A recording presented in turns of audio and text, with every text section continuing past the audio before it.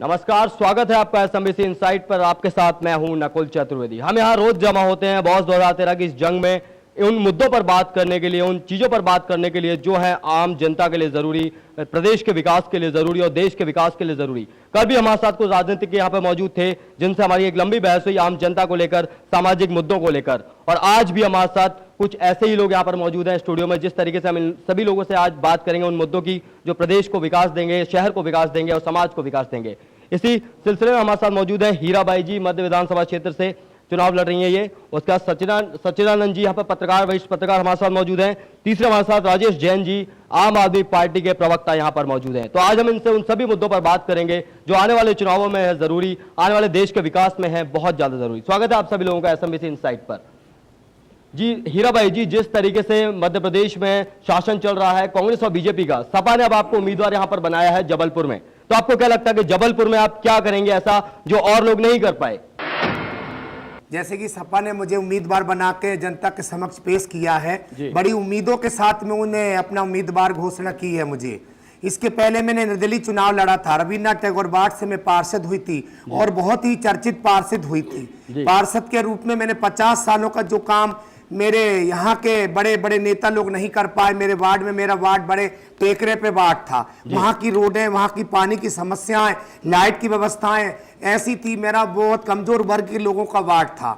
मैंने अपने नगर निगम के सदन में बैठ के अपने पार्षदों के साथ में बैठ के अपने वार्ड का विकास किया और जनता ने मेरी वाहवाही करी, तारीफ करी और उसी तारीफ को देखते हुए मुझे फिर से हम चुनाव में उतरे हैं और समाजवादी पार्टी ने मुझे टिकट दिया है और जनता मुझे जरूर चुनेगी और अपना जनता आपको चुनेगी क्यों? आपकी जो तारीख, आपकी जो प्लानिंग्स है क्या है आने वाले चुनाव में, आपकी लेकर प्लानिंग्स क्या है? आपकी विकास को लेकर प्लानिंग्स, आगे बढ़ने को लेकर प्लानिंग्स, लोगों के लिए प्लानिंग्स, क्षेत्र के लिए प्लानिंग्स? क्षेत्र के लिए प्लानिंग तो सभी पूरे शहर के लोग जानते हैं कि जैसे हमारा विजयनगर क्षेत्र है, हम उस क्षेत्र में रोज हमारी है जो किन्नर समाज हूं मैं मुखिया हूं किन्नर समाज की। मैं पूर्व पार्षद जबलपुर से, जिला जबलपुर की मुखिया हूं और मेरे क्षेत्र में किन्नर समाज टोलियां लेके अपने अपने इलाके में जाती हैं और उस इलाके से जो वोट मांगने तो नेता लोग सिर्फ 15-20 दिन के लिए जाते हैं। हम किन्नर समाज, किन्नर लोग रोज उस जनता से जुड़ते हैं, उनके दुख सुख को पूछते हैं, उनकी दुखों को जानते हैं, उनके सुखों को जानते हैं। आपको क्या लगता है कि आप ही उनके दुखों को पूछ रहे हैं? क्या बीजेपी और कांग्रेस ने उनके दुखों को नहीं जाना? देखिए ऐसा है, हीराबाई अपनी बात कहें, मैं हीराबाई के संबंध में एक बात जरूर कहना चाहता हूं जो आपके सवाल से जुड़ा हुआ है।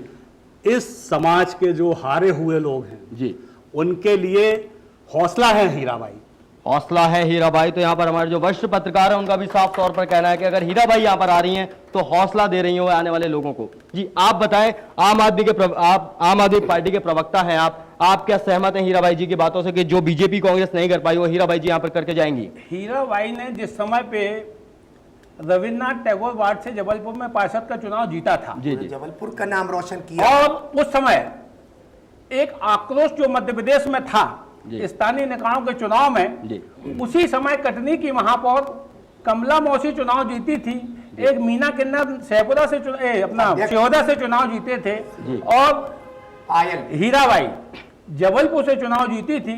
लोगों ने उस समय पर महाभारत की याद को ताजा किया कि हो सकता है कि अब इनका राज आने वाला है, क्योंकि राजनेताओं से हम इतने भयभीत हो चुके हैं कि एक पार्टी के नाम पे चुनाव जीतने वाले लोग पार्टी तक ही सीमित रहते हैं और जनता के किसी काम नहीं आते। तो मतलब आपको लगता है कि हीराबाई जी वो सब करेंगी जो भाजपा कांग्रेस नहीं कर पाई? हीराबाई की ऐसी बात नहीं है। देखिए मैं अपने क्षेत्र की जनता के साथ जुड़ा हूं, वो अपनी पार्टी का नेतृत्व करेंगे। ऐसे सभी सवाल हीराबाई से सभी लोगों से पूछेंगे तो सभी सवाल तो जवाब थोड़ी दे पाएंगे। मैं अपना जवाब दे पा सकती हूँ, वो अपना जवाब दे पा सकते हैं। जैसे हमारे वरिष्ठ पत्रकार जी ने बोला कि ये एक हौसला है, हकीकत कहाँ है हौसला है? मैं एक पुरानी नाव, जर्जर नाव हूं, लेकिन मेरे को लहरों से टकराने का हौसला है मुझे। तो कहीं ना कहीं यहाँ पर एक लहरों से टकराने का हौसला बात कहती हुई नजर आ रही हीराबाई जी। यहाँ पर जनता का रुझान क्या है हीराबाई जी के लिए, हम ये भी जानने की कोशिश करेंगे। जनता में कोई बताना चाहेगा कि हाँ जो पहले कांग्रेस और बीजेपी यहाँ पर नहीं कर पाई, क्या वो हीराबाई जी यहाँ पर करेंगी? कोई बताना चाहेगा?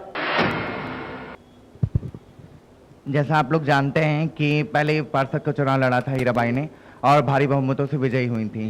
तो इस बार उन्होंने देखा कि हमारे जितने भी नेता लोग हैं आते तो हैं वो, लेकिन कभी उन्होंने आज तक किसी तरह का कोई विकास कार्य नहीं किया। जनता से बड़े बड़े वादे करते हैं, लेकिन आज तक उनको कभी वार्डों में पैदल घूमते, गाड़ियों में बड़ी बड़ी घूमते देखा है? अक्सर होता यह है, सभी नेता जाते हैं, एक सेकंड, अक्सर होता यह है, सभी नेता पहुंचते हैं, वादे करते हैं, दावे करते हैं, आश्वासन देते हैं, और मगर जब जरूरत होती तब नहीं पहुंचते। क्या हीराबाई जी से हमें उम्मीद बिल्कुल रख सकते, क्योंकि वो तो हमेशा जाती हैं। जब भी आज तक उन्हें चुनाव नहीं लड़ा है, लेकिन वो हमेशा जाती है, जनता की उन्हें हमेशा मदद करी, गरीबों का हमेशा सहायता करी, गरीबों की शादी करवाई है, जिनको उनकी मदद की जरूरत है उनकी मदद करी है।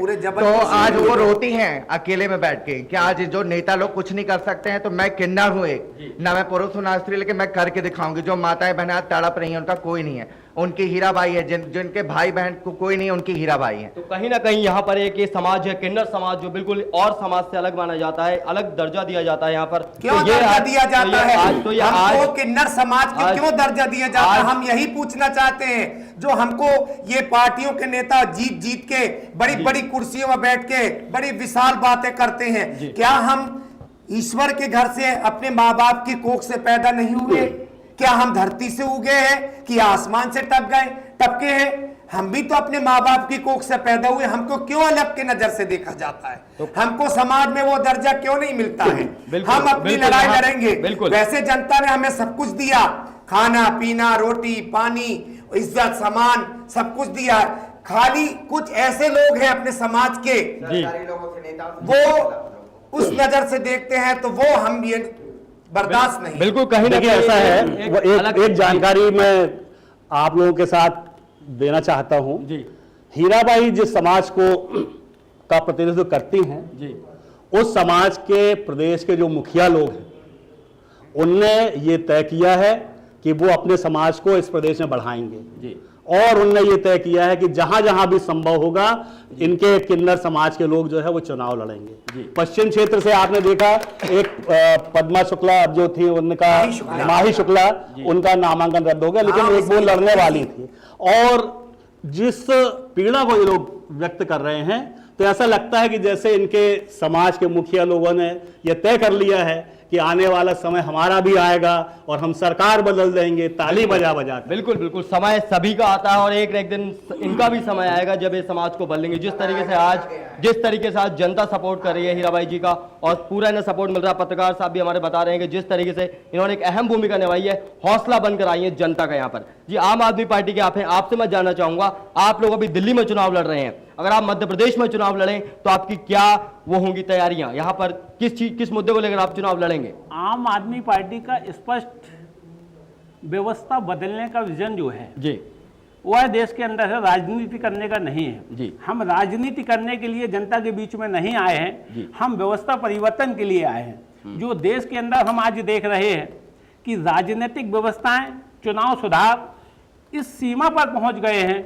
कि आम जनता का चुनाव के प्रति दूर होना, नेताओं के प्रति दूर क्या होना। लगता है उसमें आपको, कैसी कौन सी स्थिति में पहुंच गए? थोड़ा डिटेल्स में बताएं। हमने जन लोकपाल बिल की मांग की, पूरे देश ने देखा जी कि जन लोकपाल बिल के मामले में 13 दिन अन्ना हजारे ने रामलीला मैदान पर अनशन किया जी। अन्ना हजारे साफ तौर पर कहते हैं कि वो अब आम आदमी पार्टी से कोई उनका मेल नहीं है। अन्ना हजारे जी ने एक कभी नहीं कहा। अन्ना हजारे जी की उपस्थिति पे जंतर मंतर पे जी, जिस समय आम आदमी पार्टी का गठन हुआ, अन्ना हजारे जी का स्पष्ट रूप से एक कहना था कि मैं पार्टी में शामिल नहीं होऊंगा, विचार हमारे एक हैं, दिशा अलग अलग है। बिल्कुल, दिशा उनकी बदल गई थी। आखिर क्यों बदल गई? क्यों उन्हें अरविंद केजरीवाल से अलग होना पड़ा? वहां पर अलग नहीं हुए हैं, वो आज भी एक है और आज भी उनका विजन एक ही है। जबलपुर आगमन के समय पर भी वो स्पष्ट रूप से कह के गए थे कि जबलपुर में जो भी अच्छा व्यक्ति चुनाव लड़ेगा, मैं जबलपुर में आकर उसका प्रचार करूंगा। चलिए ठीक है, तो मतलब आने वाले समय में आप जो चुनाव यहां से लड़ेंगे, मान लीजिए आम आदमी पार्टी आपको यहां पर टिकट देती है, कोई और आपका उम्मीदवार यहां पर खड़ा होता है, तो आप किन मुद्दों पर यहां पर चुनाव लड़ेंगे? हमारा स्पष्ट है, हम आज दिल्ली में भी ये बोल के रखे हुए हैं कि अगर ये सरकार जन लोकपाल बिल लाके हमको देती है, राइट टू रिजेक्ट भी हमको सुप्रीम कोर्ट ने दे दिया है, लेकिन सरकार ने तो जन लोकपाल दिया ही नहीं। उस वक्त इतना बड़ा अनशन हुआ आप लोगों का, 13 दिन अनशन हुआ उसमें। उसके बाद पूरे देश ने ये देखा कि प्रधानमंत्री ने लिखित आश्वासन हमको दिया देश के सामने, उसके बाद उस मांग को पूरा नहीं किया गया।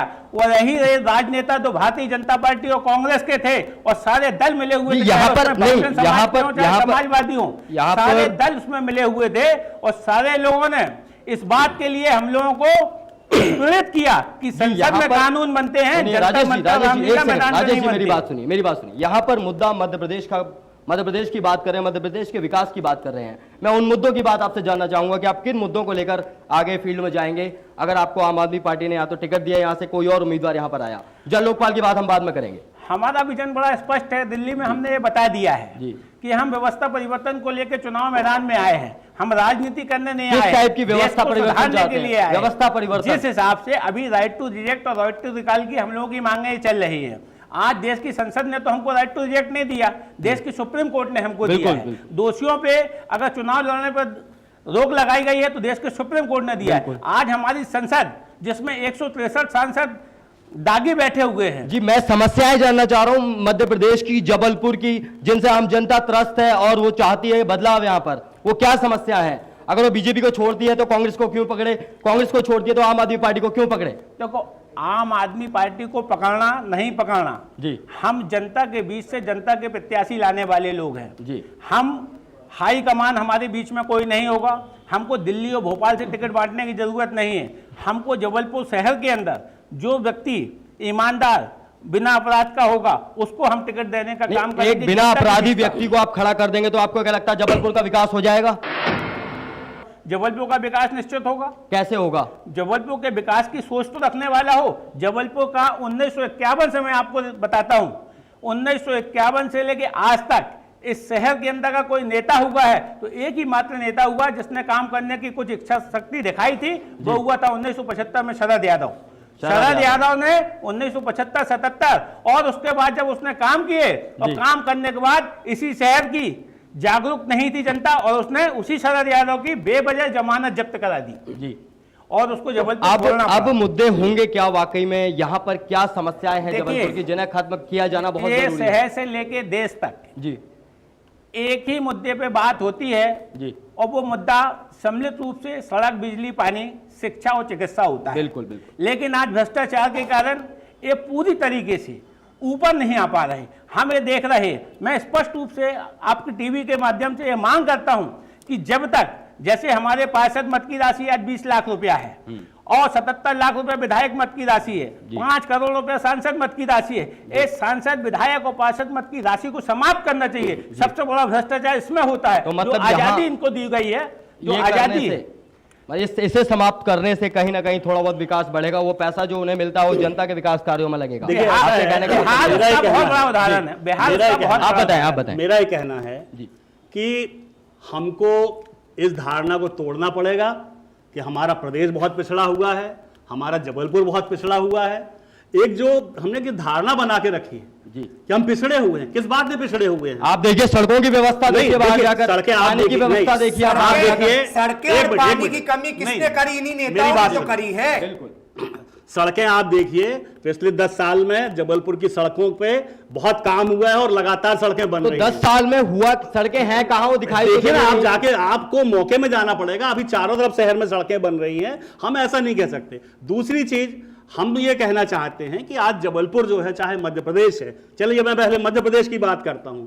आज मध्य प्रदेश ने कृषि के उत्पादन में देश में सबसे ज्यादा जो है वो उत्पादन बढ़ाया है और आज मध्य प्रदेश कृषि के, गेहूं के उत्पादन में देश का नंबर 1 का प्रदेश बना हुआ है और मध्य प्रदेश ने पंजाब और हरियाणा को पीछे छोड़ दिया है। तो मध्य प्रदेश की और उपलब्धि है दूसरी एक तरीके चीज, से। ये मध्य प्रदेश, मैं पिछड़ेपन की बात कर रहा हूं कि आप हमेशा पिछड़ेपन की बात दूसरी- नहीं कर रहे हैं जी, हम यहाँ पर पिछड़ेपन क्या की बात नहीं हम कर जो कह रहे हैं? हम मूलभूत समस्याओं की बात कर रहे हैं। चलिए मैं मूलभूत समस्या की जिनकी बात बात करता अभी हूं। उन्होंने की थी हाँ, कि हाँ, नहीं, ये चलिए मैं समस्या आपकी है। मूलभूत समस्या की बात करता हूं। आप ये कहते हैं कि बिजली की समस्या है जी, आप ये देखिए कि पिछले 10 साल में प्रदेश की सरकार ने बिजली के क्षेत्र में बहुत काम किया है और कहने का अटल मतलब ज्योति ये योजना, बीजेपी ने का अच्छा जो काम आज किया जो है। अटल ज्योति योजना जो प्रदेश में संचालित हुई, उसका ये नतीजा है कि आज प्रदेश में 24 घंटे बिजली उपलब्ध होने की स्थिति बन गई है। आपके और एक किसानों के लिए आप देखिए, अपन आज भी आप ये किसानों देखने के को लिए हमें मिल रहा है, एक मिनट, हमें पढ़ने को मिल रहा समाचार पत्रों के जरिए कि जो अटल ज्योति यहाँ की यहाँ जो पर बात कही यहाँ जा पर रही कुछ है। कहना चाह रही हैं आप?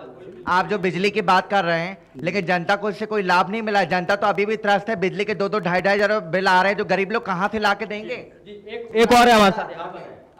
मैं बिजली के विषय में मैं ये बोलना चाहूँगा कि आज बड़े बड़े प्रतिष्ठानों, शोरूमों में बिजली चोरी से जलती है और जो उसका अतिरिक्त भार होता है, जितनी बिजली वहां से एमपी भी देती है, उसको तो उतना पैसा चाहिए, तो वो पैसा जो है गरीबों से एडजस्ट किया जाता है, अनाप शनाप बिल भेजते हैं, आदमी देने की स्थिति में नहीं रहता है। उसके बाद भी मतलब ये कहा जाता है कि जो बिजली फालतू यूज की जाती है वो गरीबों से ऐंठी जाती है। जी जी बताएं। आपने गेहूं उत्पादन की बात करी थी कि नंबर 1 पर है, लेकिन आप ये भी जानते होंगे कि गेहूं उससे ज्यादा तो गेहूं सड़ रहा है। कृषि उपज मंडी में बाहर जाके आप देखेंगे, बाहर पूरा कहीं ना कहीं गेहूं सड़ रहा है। यहाँ पर आपने बोला कि गेहूं के देखिए ऐसा है जी कि हमको देखिए गेहूं हुआ और जो हमारी उत्पादन जो है फसलों का उत्पादन है वो देखिए एक वो बहुत लंबा विषय हो जाएगा बहस का, क्योंकि सड़े हुए गेहूं को अगर आज कोई उठाना चाहे तो इतना खर्चीला है कि आप उसको उठा नहीं सकते हैं। बात सड़ने क्यों दिया गया? गेहूं सवाल ये उसका है। देखिए सड़ने क्यों दिया, जब हमारा क्यों दिया गया? कितने लोग यहाँ पर भूखे मर रहे हैं। चलिए मैं आपको इस बात उत्पादन के तौर पे 1 नंबर पे है हमारा। मैं सड़ने की बात का आपको जवाब इसलिए दे रहा हूं आपकी बात का जवाब। देखिए गेहूं जो है आज मध्य प्रदेश में इतनी फसल की का जो उत्पादन हुआ, लेकिन इस मध्य प्रदेश में जो सबसे बड़ी एक जो कमी रह गई वो ये रह गई कि हमारी जो भंडारण की क्षमता थी जी उसको हम विकसित नहीं कर पाए। तो उसे करना चाहिए अब जो है उस दिशा में हमारे भ्रष्टाचार है ना, कहाँ से वो भंडार का बनाएंगे? भ्रष्टाचार इतना है, आप बोल रहे इतना बड़ा उत्पादन हुआ, यहाँ पर फसल इतनी उत्पादन हुई है, फिर भी महंगाई कम नहीं हुई।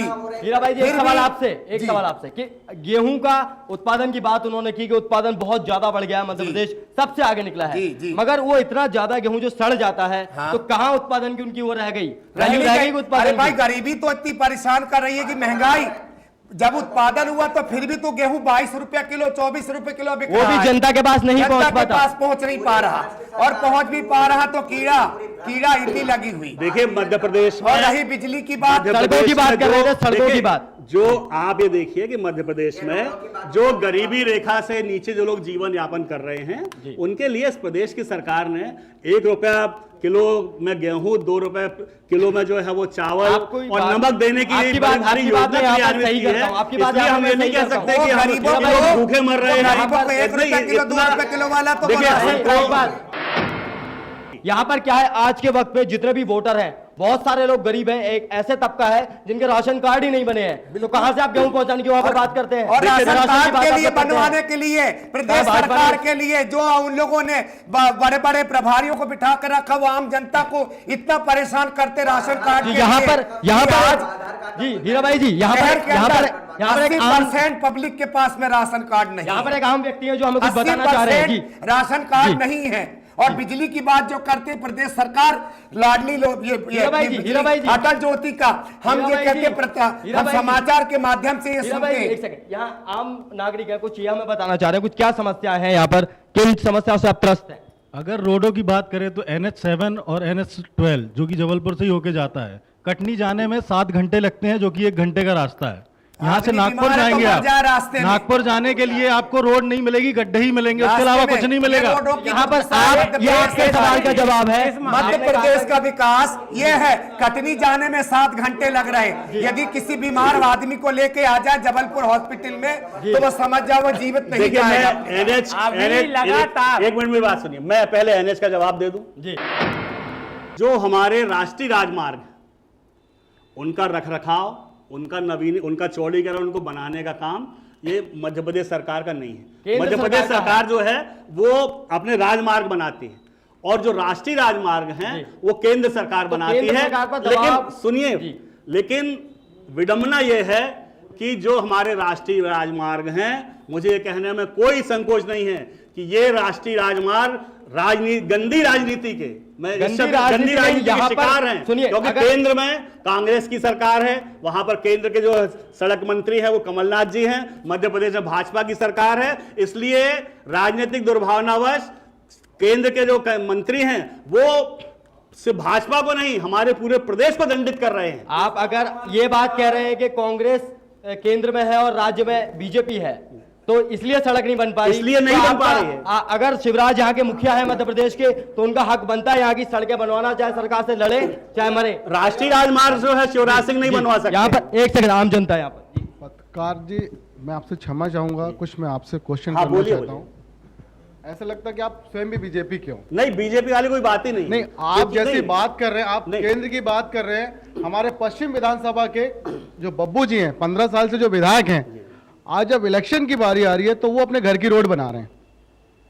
देखिए, तो एक मिनट सर, आचार संहिता लगा हुआ है। Please sir, I request you, आप मेरी बात सुनिए, फिर आप जवाब दीजिए।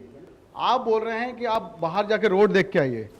मेरा घर रामपुर से सदर में है, साइकिल से जाता हूँ, गाड़ी से जाता हूँ, 10 गड्ढे हैं। अभी रिसेंटली इसी गड्ढे के चक्कर में कल एक एक्सीडेंट हुआ और एक लड़का वहीं उसी रोड में मारा गया, उसी गड्ढे के चक्कर में। तो ये किसकी कमी है?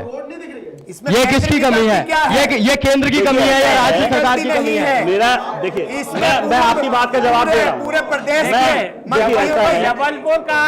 जबलपुर का राजनीतिक क्षेत्र में और सभी क्षेत्रों में पिछड़ने का सबसे बड़ा कारण यही है कि हमारे हमेशा दोषारोपण करा जाता है, हमेशा दोषारोपण करा जाता है कि केंद्र सरकार, अरे केंद्र सरकार से तो इतना पैसा लाया जा रहा है। एक व्यक्ति है जी, बताइए। देखिए, हमारा ही कहना है जी, एक उन्हें बोलिए। हाँ जी, हमारे क्षेत्र का जो पिछड़ने का सबसे बड़ा कारण है जी, हमारे यहाँ पे राजनीतिक चेतना के नाम पे नेता शून्य है।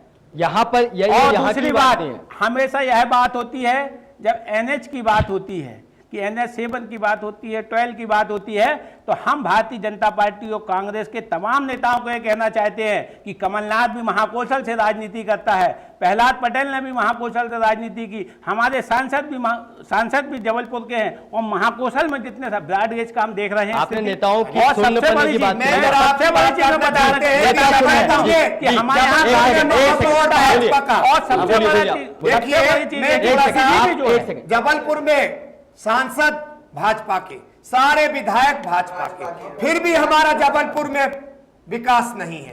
तो कहीं ना शिक्षा में आए दिन बलात्कार हो रहे, महिलाएं कहीं से सुरक्षित नहीं है।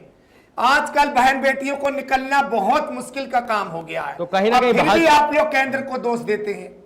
हमें तो सुविधा प्राप्त हो नहीं रही, हमारी माँ बाप बहनों को सुविधा प्राप्त नहीं हो रही है तो आप लोग दोषारोपण कर करके एक दूसरे का ये शोषण ही तो किया जा रहा है। जी, यहाँ पर कुछ और लोग हैं, ये भी हमें कुछ बताना चाहते हैं। जी बताएं।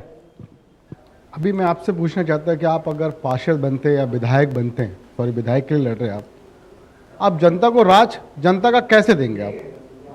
जी, सवाल का जवाब। जो सर एक मिनट जी, विधायक निधि जो 77 लाख आती है वो जनता को नहीं पता, सिर्फ आपको पता है।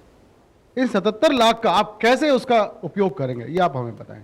जी, देखिए, हमारे भाई साहब ने सवाल किया कि विधायक नीति की पार्टी लोग 77 लाख रुपया देते हैं।